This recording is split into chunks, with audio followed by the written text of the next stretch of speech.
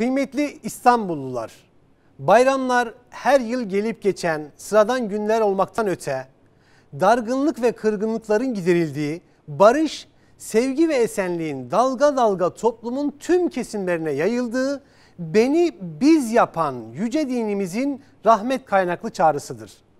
Bu bayramda da gönül kapılarımızı hiç olmadığı kadar açmalı, güzellik ve kardeşlik adına ne varsa çoğaltmalıyız.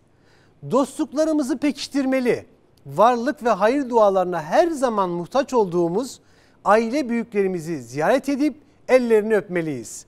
Bu duygu ve düşüncelerle başta İstanbullular olmak üzere tüm İslam aleminin Kurban Bayramı'nı kutluyor. Bayramın memleketimize ve tüm insanlığa barış, kardeşlik ve huzur getirmesini Rabbimden niyaz ediyorum. Bayramınız mübarek olsun.